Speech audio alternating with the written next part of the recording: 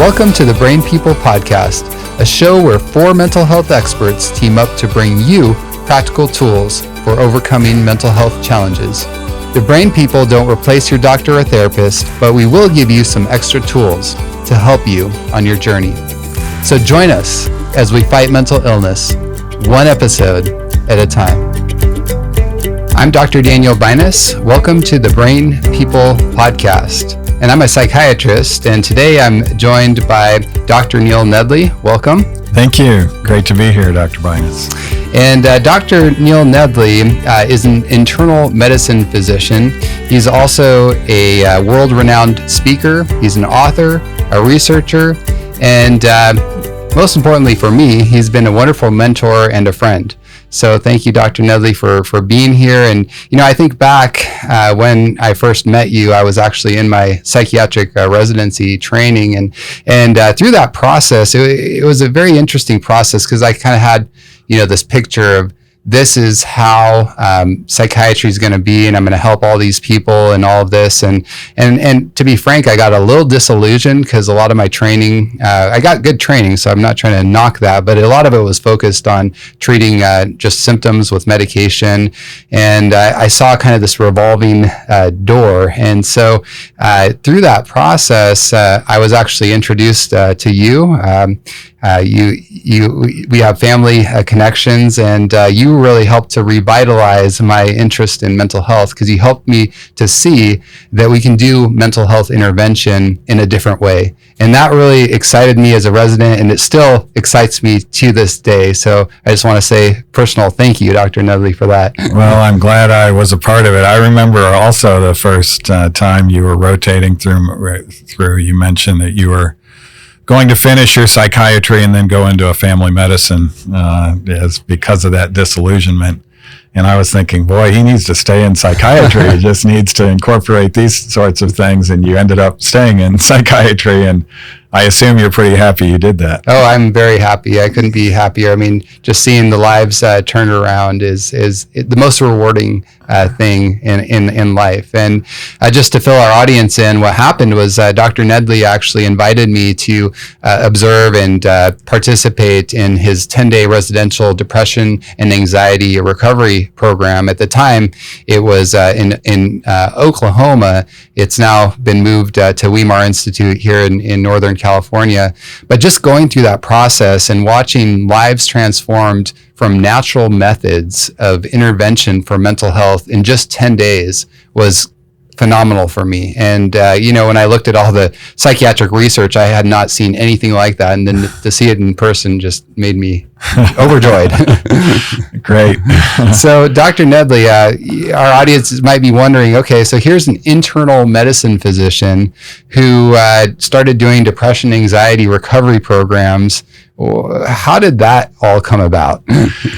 Well, actually, very early in my career, I was seeing a 30-something-year-old successfully employed woman who had a lot of physical ailments, and she had been from doctor to doctor and heard about me moving into the area. And of course, one of my specialties is the difficult to diagnose patient.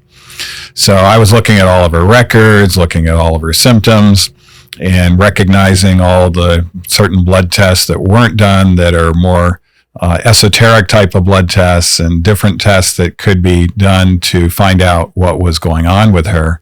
And I was confident with my training that I was going to find out for sure what was going on and be able to really help this woman. And I think at the time, I instilled confidence that, you know, I think we're going to be able to get to the bottom of this.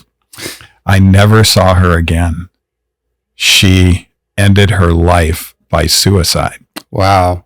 So it was a follow-up visit. Where is this woman? We have these tests, you know, and they said she ended her life last week. That is terrible. She never told me about any of her mental health conditions, never mentioned it. It was all about the physical health. Of course, I'm a physical health doctor. But I thought I had let this woman down. I never asked about it myself. And a lot of physical health conditions can actually have mental health as a basis of it. And so that changed my practice. I never again saw a patient without asking mental health questions. In fact, everyone came to my office had to fill out a mental health questionnaire. But I then realized that up to 1 in 3 people I was seeing for physical health conditions had depression or anxiety. And I realized I need to become an expert in this. If I'm seeing it that often, I'm seeing more depression than I am heart disease, more depression than gastrointestinal illness, and all these things that I'm specialized to treat. And so that's when I asked the psychiatrists in our area if I could shadow them for a while. And I began to be able to diagnose all the differential aspects of the psychiatric conditions, and the mental health conditions. And then I could see their use of medicines and high doses of medicines and combination of medicines. But I didn't see a workup other than they would look to make sure thyroid testing had been done and a few things like that. And I asked them, I don't see any exhaustive workup trying to find out the causes here. And they said, well, that's because there's no known cause. Major depression is endogenous. It seems to come from within, but we don't know the causes. And I said, well, obviously you think it's a chemical imbalance because you're using medication. They said, oh yeah, no question it's a chemical imbalance, but we don't know what's causing the chemical imbalance.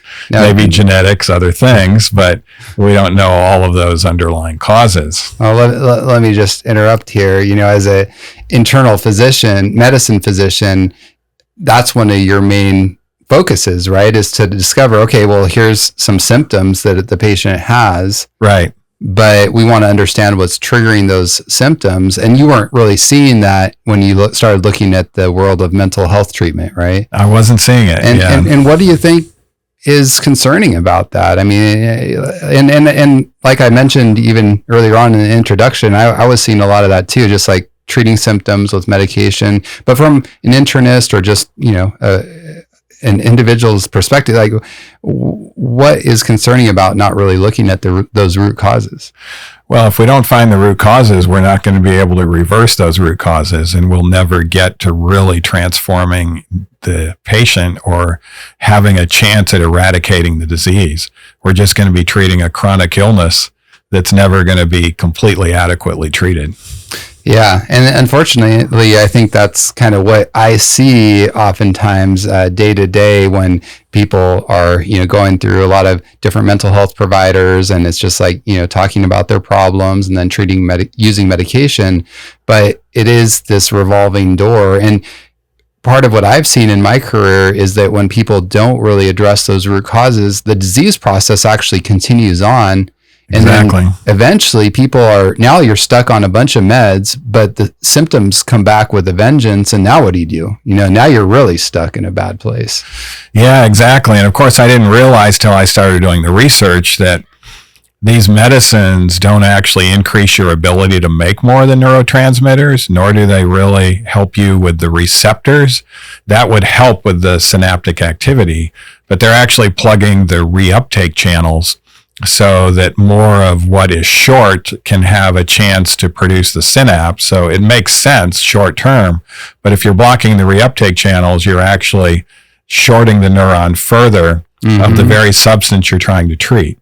And that's why after 6 months to a year, they need higher doses, they need more medicines, and it kind of produces a psychiatric cripple. Right. Where if we have gotten to the underlying cause and helped them find out why they're not making enough serotonin or why they don't have enough receptors, we can have a far better result. So then we end up with treatment-resistant mental illness, essentially, right? Exactly. So as you start looking at this problem, what did you do about it? Well, they told me I'd find about 8 or 12 causes if I went to a university library. And I thought, well, I want to find what those 8 or 12 causes are. They were able to tell me about half of them, but I wanted to know all of them. And I began to get depressed myself when I listed cause 71 and I wasn't through yet. 71. Oh, man. And I was writing them down in order and wanting to make sure these are true underlying causes, not just associations. So, I was doing my work carefully. And 71, and I don't know when I'm going to get through. And I realized this is a lot more complex than just treating swollen feet and finding out the cause of the swollen feet.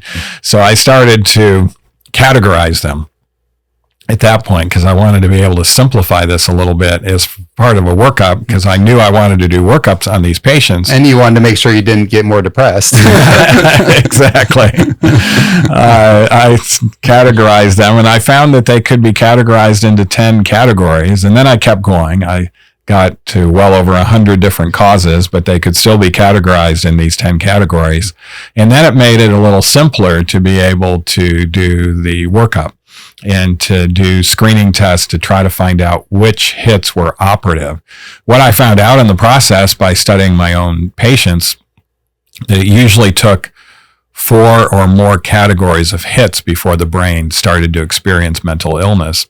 And that was more than I thought. I thought maybe just one of these could tip a person over, but our brain's pretty resilient. So it can withstand a lot of different stuff. But after 4 categories of causes or more are involved, then we start seeing depression, anxiety, and the more categories involved, the greater the severity. And then, of course, we documented that among thousands of patients and actually published it in a peer-reviewed journal, the Journal of the American Lifestyle Medicine. And this is something that no one really had, exhaustively looked at before. I didn't realize I was the first person to really do that exhaustive literature search and start these categories. It took the mind of an internal medicine physician coming into psychiatry to help us all us poor mental health providers out. So thank you very much. Well, it's been very gratifying.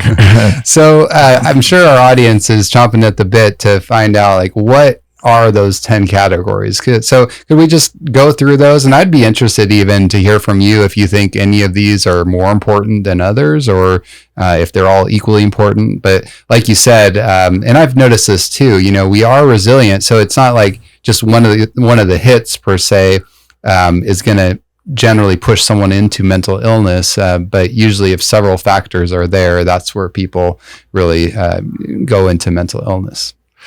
Yeah, so some of them are things that most people will know about, and that is genetics and adverse childhood experiences or developmental hits. And so even, the psychiatrists I was rotating with were familiar with those aspects. But there are so many ones that are more reversible. We can't go back and create a new conception and new genes. We can't go back and live the person's childhood for them over again. Those things are there.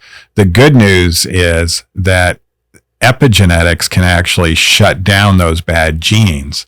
And so even though we have terrible genes, genetics is not enough to cause depression. We have to have other things on board for those bad genes to start manifesting themselves. So the reversible hits are your lifestyle hits. These are things like being on an exercise program, getting bright enough light. We actually need bright light in order to make enough serotonin, and fresh air. For instance, even forest bathing, with getting the oils that are from fresh air that are actually mood enhancing and help our cognition. And then there's things like when we're going to bed and the regularity in bedtime and wake time, circadian rhythm. So much of our bodies and brain's function has to do with these biological rhythms that are actually set by light and regularity in eating and sleeping. Can you touch on that just for a moment? Because, a lot of people feel like, well, as long as I get my 7 hours of sleep or whatever, it doesn't really matter what time of day. Any expansion you can do on that? Yeah, so when we go to bed earlier, more closer to when the sun goes to bed, we actually make significantly more melatonin. And that, of course, we have to have serotonin in the daytime, so that's why the light's important. But under darkness, that serotonin gets turned into melatonin. And the more melatonin we make earlier in the night, the more restorative and rejuvenating our sleep is. And it's actually better to take it yourself than getting it in a supplement. So it sounds like if we sleep at the right time, then we get that extra melatonin, and that really gets us more into those deeper, more restorative stages of sleep. Correct. Yeah, more of the delta wave sleep. Yeah, that makes sense. When you're early to bed. So far we have the genetic, and I love that idea of the epigenetics. I mean, it's so nice because it helps us remember, like, okay, even if we've been dealt kind of a bad hand, so to speak, from our parents or family, it doesn't mean that we are the product of our genes. And so there's a lot that can be modified there. And then you mentioned the childhood hit, you mentioned lifestyle, and then we talked about the circadian rhythm. And let's see, was there another one you mentioned yet? Not yet, okay. But nutrition is a big one. And so what we put into our body is vitally important in being able to have our brain make those neurotransmitters. And a lot of people, think, well, if I've got a serotonin shortage, why doesn't the doctor just give me some IV serotonin, since that's the problem? That wouldn't help at all, because serotonin does not cross the blood-brain barrier. It's too large. So we actually have to provide the brain the substrates and have the brain make it itself. And that is not as simply as coming in and getting an IV medicine. It'd be nice if it were that simple, but we want the blood-brain barrier to be there because that's preventing us from toxins. But as a result of this brain, actually the oldest cells in our body are in our brain. And so the cells that were formed as a fetus in the womb are still alive and still going. Oh, interesting. And they are susceptible to toxicity. And so, that's why we have a totally different circulation system in the brain to prevent large molecules from going across. But that means our brain has to be complete in being able to make all of these neurotransmitters themselves. And nutrition has such a role in that. It's been well overlooked. And now that the studies have been well designed and done on nutrition, we're seeing review articles in psychiatry now stating that nutrition needs to be a mainstream element of psychiatric practice. Wow. And they'll talk about, if the psychiatrist isn't talking about nutrition, that they're behind the times and they're really not up to date with the science. So when you talk about those substrates for like serotonin and some of the other neurotransmitters, what kind of substrates are we talking about, and what's the best way to get those? So tryptophan is what turns into serotonin. And so we need to have tryptophan with carbs in our diet to get the tryptophan across. It's an insulin-mediated mechanism, so that's why we want the carbs there. The insulin has to be there, and that's one of the keys to get the tryptophan across the blood-brain barrier. There's also a specific carrier to get it across, and so we don't want too much protein. Meat has actually been shown not to increase your tryptophan levels, even though turkey might be very high in tryptophan, because of two reasons. It's carbohydrate deficient, and secondly, it has large neutral amino acids, too many of those, that compete for that same carrier. So it's actually saturating that carrier and not allowing tryptophan into the brain. And tryptophan is the least abundant amino acid in the diet. So if you're on a high protein diet, you're going to get even a lot less tryptophan. So we want lower protein, but adequate, and we want it with carbs. And then the right types of protein to get that tryptophan across. To make sure that we have the carrier molecule activated with the insulin and all of that. So we need those carbohydrates, the healthy carbs, because a lot of people nowadays are just like, okay, anti-carb, we just need to get, fats and proteins, and carbs are bad. But what I hear you saying is, no, actually, carbs are very important for mental health. They are important for mental health. Yeah, there's good carbs and there's bad carbs, just like there's good fats and there's bad fats. That makes sense. And then, like you said, the protein, obviously it's important to have some, but the animal protein has so many of the other proteins that then it's out competing, and it can almost perpetuate sometimes that tryptophan deficiency, even though people might be, well, I need more protein, but it's not helping all the time. Yeah, exactly. So what would you say to somebody, and I know we don't have the time to delve deeply into the nutritional aspect, but just in a nutshell, if you want the ideal diet for your mental health, what kind of diet would that look like?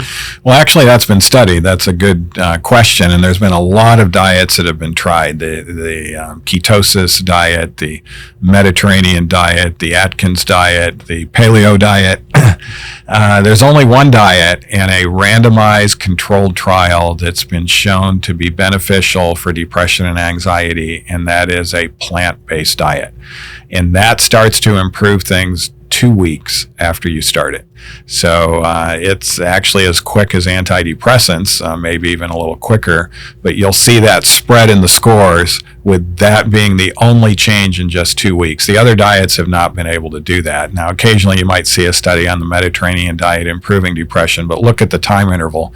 It's going to be months, and it's not going to be quite as dramatic as what you get in the randomized controlled trials with plant-based. The advantage of plant-based is just the things that we've been talking about. It's going to have a better protein mix to get the tryptophan across. It's going to have those healthy carbs, and it's going to be loaded with antioxidants. And the antioxidants are very important in regards to mental health. We can even give antioxidant vitamins and start seeing a spread in about 2 weeks to a month. But those vitamins aren't near as antioxidant in a bottle as they are in whole plant foods. So whole plant foods exceeds that of the component parts that we extract from them and put in vitamin pills. And so it's a lot better to get your kale and your spinach than to try to get the vitamin E and C from those things in bottles. Yeah, that makes a lot of sense to me, and it's phenomenal just in 2 weeks that you can see such a difference. And some people have complained to me, well, I just don't like that taste. You know, I like my diet, I like meat, or I like this or that, and plants just don't taste so good to me. What would you say to those sorts of people? Well, they need to maybe go to a cooking school, because we have found that when people come and eat our plant-based diet, they're amazed on day one at how good it tastes. And so a lot of times people think they just need to be like rabbits. It's just lettuce and carrots that they're eating kind of in a raw state. And they don't realize that you have more variety in a plant-based diet that's well cooked, and it's actually going to not sacrifice taste. And if you can be healthier and tastier, then there's no reason to go back the other way. Absolutely. Yeah. Well, it's nice to hear that you've seen that firsthand when people actually taste the difference and they feel the difference, that often they're willing to make those changes. So we've talked about 5. What are the other 5 hits? So addiction hits, whether it's a sexual addiction or a gambling addiction or pornography or a substance addiction like alcohol, opioids, benzos, those are going to be a definite hit that is going to alter brain chemistry in some pretty adverse ways, particularly in regards to the dopamine receptor aspect of things. Then we have toxic hits. There are toxins that are being neglected today. Particularly, we're seeing a lot of people with excess copper, mercury, those sorts of things that can have a real bearing in regards to mental health. And then we could put a category in there, kind of stress and social part of things. Mm-hmm. And this has to do with patterns of thinking. And so, and coping strategies that are both physical and in regards to reframing to be accurate and have rational and helpful and hopeful thoughts. And we don't want to have fantasy thoughts, but that's where the cognitive behavioral therapy can come in and help with that. And then we have medical hits. It might be diabetes, for instance. If you have insulin resistance, you're not going to be able to get as much tryptophan across. So we want to adequately treat those diseases, particularly through lifestyle measures. Autoimmune diseases, often depression and anxiety is an inflammatory disease of the brain, so we'll look at inflammatory markers. Of course, head trauma, one of the best things for post-traumatic brain injury is getting on omega-3 supplements for the anti-inflammatory effect. And then another one that would be very important would be frontal lobe causes. This is the spiritual, the analytical part of the brain. And many people with depression and anxiety just have negative automatic thoughts. They don't even think as to whether those thoughts are rational or not, whether they're accurate or not. And that spiritual part of the brain is very important to light up so that we can be better in thinking more accurate thoughts. And for instance, church attendance and religiosity has been shown to help in improving depression and having that spiritual life. And so out of those that are the most important, I would probably say, since you asked that question, maybe because they're the most neglected, I would call them the most important, but I would say nutrition and frontal lobe. Those two are largely neglected in psychiatry today, but they have some of the biggest bang for the buck as far as effectiveness. Absolutely. No, I really appreciate that. And, one comment I wanted to make on the addiction piece, that can be a real downward spiral too, because a lot of people start self-medicating with addictions when they don't feel so good. And then the addiction worsens the mental health problem. Absolutely. I mean, certainly the addiction can come first and cause it, but sometimes it's just this downward spiral. Exactly. So, thinking about, so we touched on the nutrition a little bit more extensively, but the frontal lobe piece, you mentioned the automatic negative thoughts and, just the distorted thinking that can perpetuate or cause frontal lobe dysfunction. Are there any other specific things that you would like to mention that can really cause problems with the frontal lobe? Well, even our choices of music, for instance. The most popular music today actually suppresses the frontal lobe of the brain, and that's the continual syncopated rhythm. So you have a signature in a lot of the music today. It's not just a measure or two of syncopation like it used to be, which is not really harmful at all, but it's just the continual boom cha that goes throughout the entire piece. And that boom cha, boom cha, boom cha, once you get 90 seconds of that going on, you'll see the frontal lobe start to go down. And it's not only going down while you're listening to it, but the after effects have also been shown to be very much there. So it decreases your caring, it decreases your energy level, it decreases a lot of mental health aspects of things. And so one of the things we do that's pretty simple is just changing or listening to music that's actually healthier for us, and it can make a big difference there. Wow. Yeah, it is phenomenal. And what is the optimal type of music for people to enhance their frontal lobe? It needs to be melodious music and harmonious music where it's not dissonant, it's more consonant. Now, you can have dissonance as far as it transferring from one phrase to another, but when it's centering in on the dissonance, that's also not good, even though there might not be rhythm behind it. And if the music tells a story, if you can kind of imagine a scene, interestingly, more of the movie music, if we just look at some of the music scores, that can be healthier for you than actually watching the movie, where you have the rapid scene of reference changes that actually also cause some frontal lobe suppression.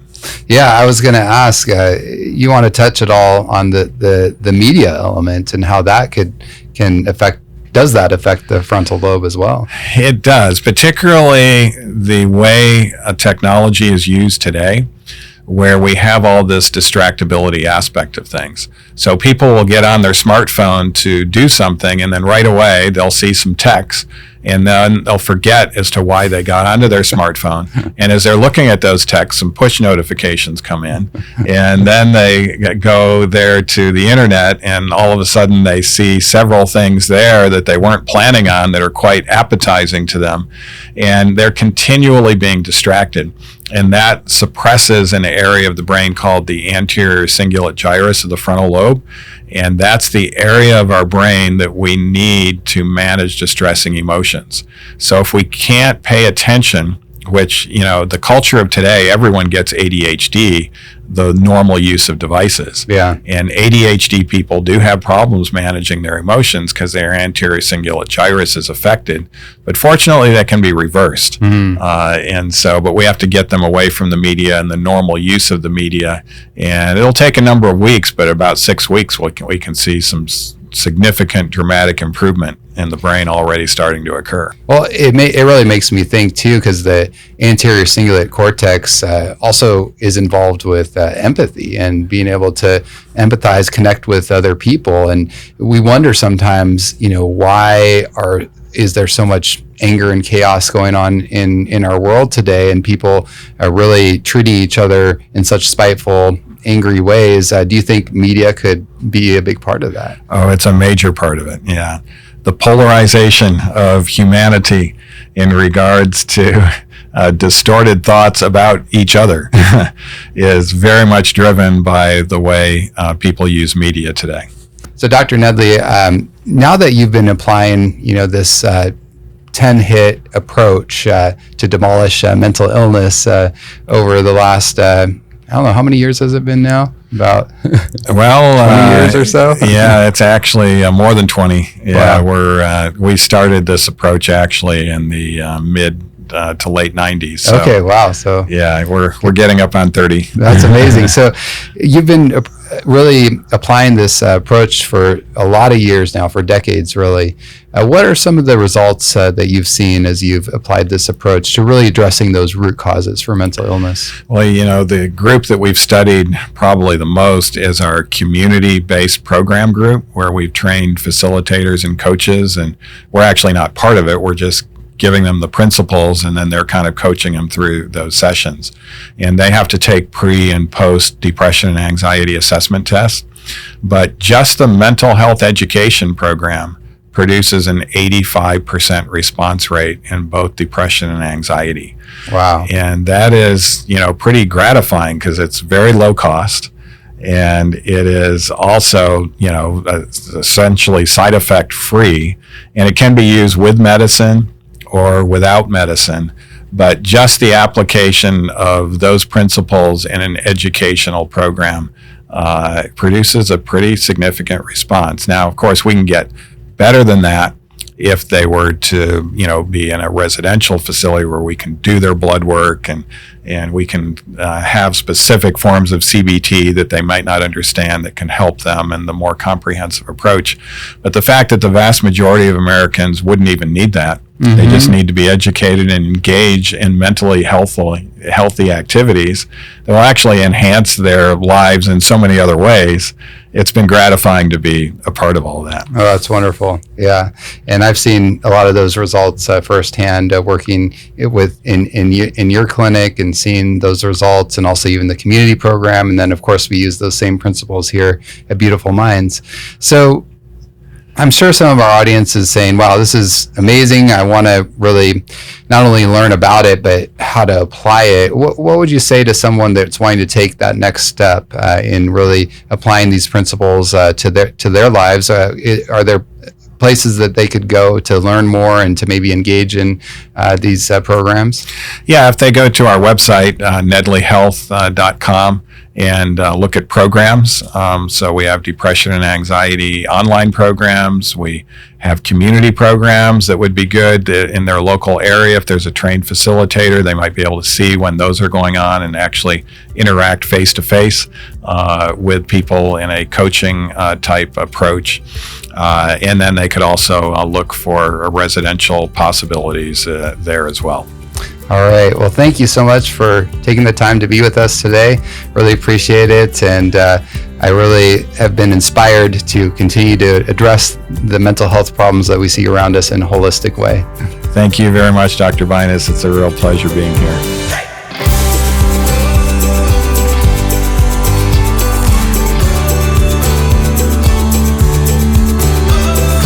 Thanks for listening. To hear more episodes, find us on social media, or support us financially, visit thebrainpeoplepodcast.com.